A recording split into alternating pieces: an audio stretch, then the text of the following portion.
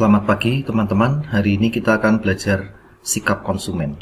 Sikap itu adalah gambaran perasaan seseorang mengenai suatu hal. Sikap konsumen itu sangat berbeda-beda. Untuk itu perlu dipelajari agar dapat menentukan strategi yang tepat. Sikap di sini adalah suatu kecenderungan seseorang dalam bertingkah laku dalam memberikan respon terhadap suatu objek. Objek di sini bisa berupa produk, merek, iklan, harga, dan sebagainya. Dan inilah hubungan antara sikap dan marketingnya. Makanya di sini marketing harus mempelajari sikap untuk menentukan strategi apa yang tepat untuk dapat menarik konsumen.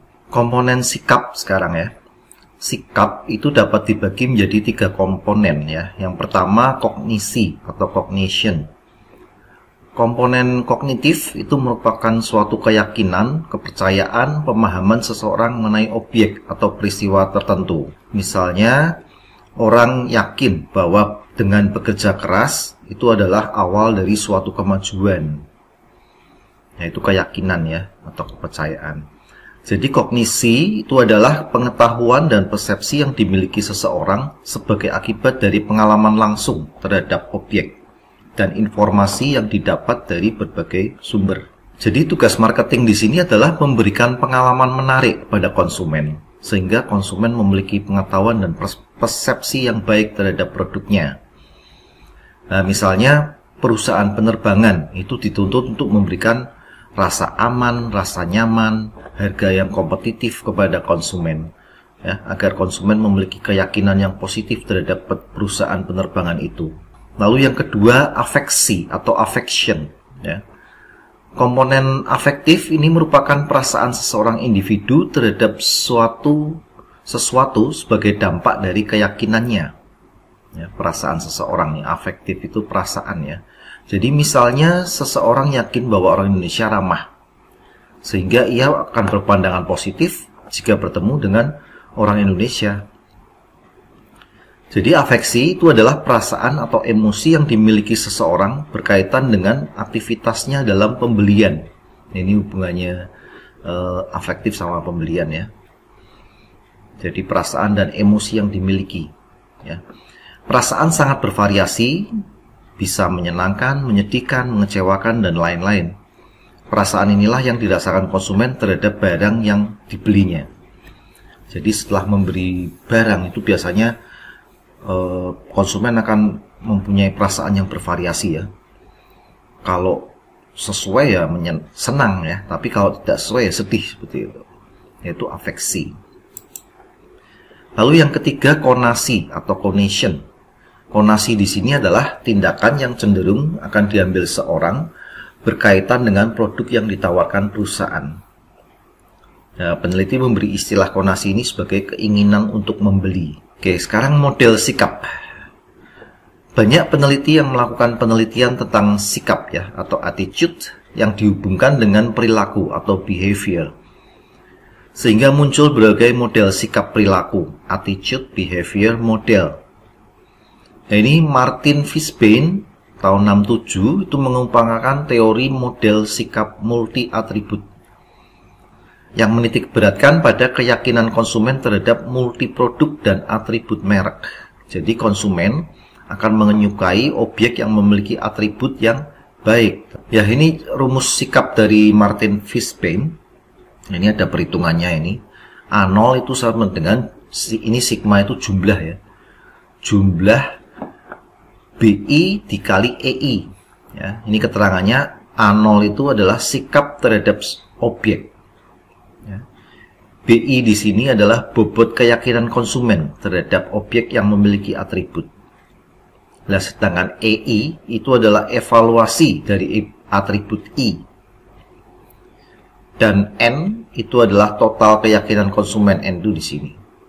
Jadi ini jumlah dari 1 sampai dengan N. Oke, misalnya di sini akan diteliti satu orang konsumen untuk menilai keyakinannya terhadap handphone Samsung, Oppo, dan Vivo. Ini ada 3 handphone Ini pertanyaan tentang bobot keyakinan atau yang BI ini.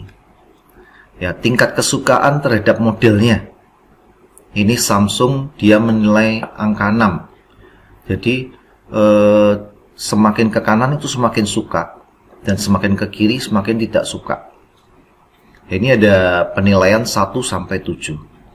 Nah, ini konsumen A itu menilai model HP Samsung itu 6. Jadi dia suka ya. Lalu Oppo dan Vivo diberi angka 5. Lalu daya tangkat HP. Ya, konsumen itu menilai Samsung itu daya tahannya luar biasa ini. 7 ya. Oppo itu daya tahannya 5 dan Vivo daya tahannya 6. Lalu mengenai harga ya. Harga itu Samsung memang tergolong agak mahal dengan fasilitasnya. Itu makanya diberi angka 5. Lalu Oppo dan Vivo diberi angka 6. Oppo dan Vivo lebih terjangkau mungkin ya menurut konsumen itu. Oke, lalu sekarang pertanyaan tentang atribut EI-nya ya. EI-nya poinnya dari min 3, min 2, min 1, 0, 1, 2, 3. Semakin ke kanan itu semakin baik dan semakin ke kiri itu semakin jelek. Di sini pertanyaan sama ya. Model HP-nya menarik. Ya, di sini Samsung diberi nilai 2, Oppo diberi 1 dan Vivo negatif 1. Ini berarti jelek nih ya. Lalu daya tahan HP Samsung nomor diberi angka 1, Oppo daya tahannya diberi minus 2 nih, jadi jelek. Vivo diberi 2. Ya, berarti daya tahannya Vivo lebih baik dibanding Samsung ya ini ya. Oke, lalu yang ketiga harga nih. Sekarang harga Samsung diberi minus 1 ya, karena Samsung memang terkenal mahal ya. Minus 1, Oppo 2 dan Vivo 1. Oke, dari situ direkap ya. Dari angka-angka yang dapat, ini direkap seperti ini. Jadi model, daya tahan, dan harga. Ini untuk atribut. Dan ini untuk evaluasi E1. Nah, nanti cara menghitungnya B kali E, lalu ditotal ya. Jadi 6 kali 2, 7 kali 1, 5 kali min 1. Itu yang Samsung. Lalu Oppo berarti 5 kali 1, 5 kali min 2, 6 kali 2. Lalu Vivo 5 kali min 1, 6 kali 2, 6 kali 1. Nah, ini cara hitungannya seperti ini. Jadi dihitung per HP. Sehingga dapatkan Samsung A0-nya adalah 14, Oppo A0-nya adalah 7, dan Vivo A0-nya adalah 13. Dari perhitungan ini, konsumen A itu lebih memilih Samsung dengan AO yang tertinggi. Ini AO-nya paling. Jadi dipilih AO yang tertinggi. Itu yang dipilih oleh konsumen. Oke, jelas ya. Oke, menurut Fishbane ya, untuk mengukur sikap itu dapat menggunakan 5 dimensi sikap ya. Yang pertama adalah valence ya. Dimensi ini berkaitan dengan sikap apakah positif, netral atau negatif.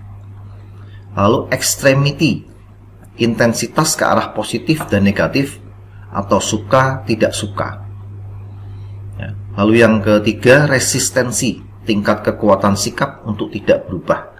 Resisten itu tetap ya berarti ya.